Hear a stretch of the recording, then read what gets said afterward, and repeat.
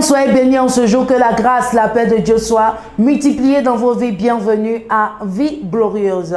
Bienvenue à Vie Glorieuse. Dans ce mois, c'est un mois de louange, d'adoration, d'élévation à la gloire de notre Seigneur Jésus-Christ.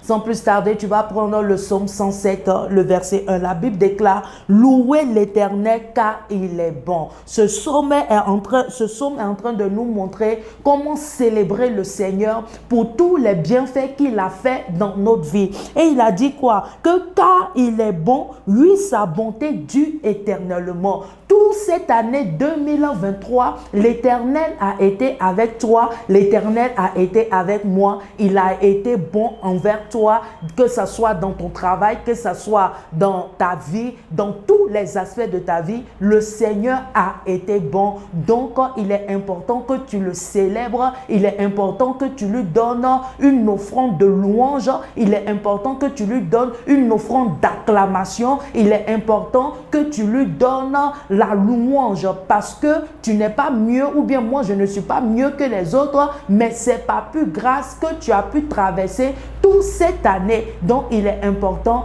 que tu sois en joie et que tu sois rempli de la louange, d'action de grâce à notre Seigneur Jésus-Christ pour les grandes choses qu'il a opérées dans ta vie en cette année 2023. Et il déclare à la suite, il dit: oui, sa bonté dure éternellement. Dans d'autres versions, la Bible déclare que sa miséricorde dure éternellement. C'est-à-dire que malgré toutes tes imperfections, toutes les choses que tu as fait, toutes les choses que tu as fait, par exemple dans l'Ancien Testament, quand tu poses un acte, c'était œil pour œil, dent pour dent. Mais dans le Nouveau Testament, la miséricorde de Dieu parle pour toi. Donc pendant toute cette année, il y a des actes que tu as posés, que tu pouvais mourir. Il y a des actes que tu as posés, que l'Éternel pouvait s'élever pour t'ôter ou bien pour faire certaines choses. Mais il n'a pas permis que l'ennemi ait le dessus. Mais par contre, il t'a toujours montré sa miséricorde.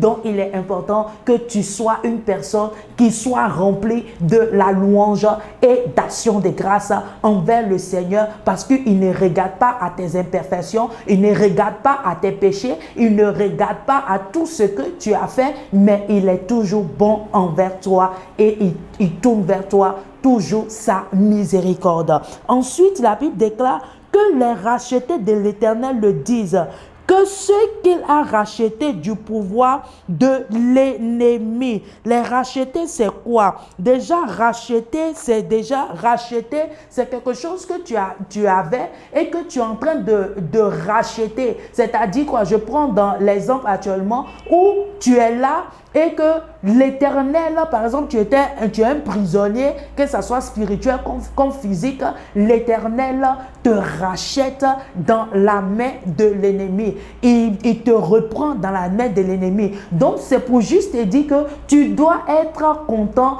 tu dois être dans la joie parce que l'Éternel te rachète.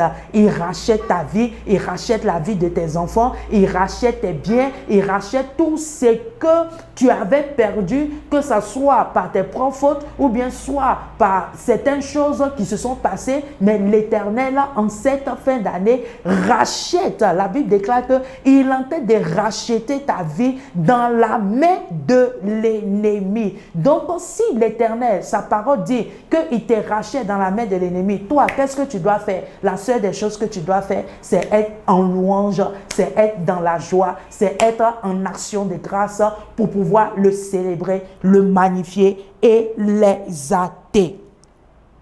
Donc, dans ce passage-là, le premier point, c'est que dans ce mois, tu dois savoir que l'Éternel est bon. Le deuxième point, tu dois savoir que l'Éternel tourne envers toi son visage rempli de miséricorde. Et le troisième point, l'Éternel te rachète.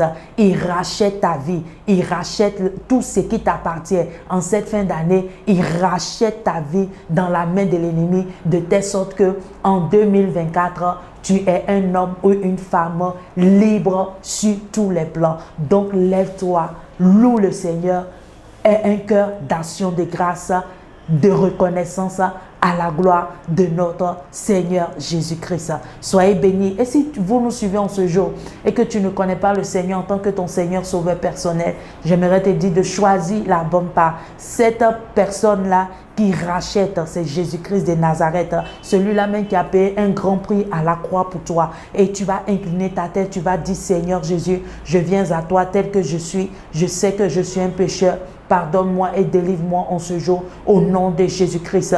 Merci pour ton sang qui parle mieux que celle des boucs et des taureaux. Merci éternel Papa pour ton sang qui est versé à la croix pour moi au nom de Jésus-Christ.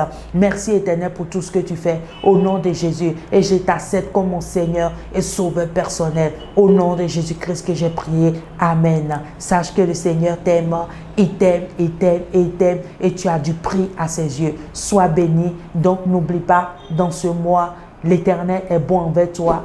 L'Éternel est miséricordieux et l'Éternel te rachète. Sois béni et à très bientôt. Bye bye.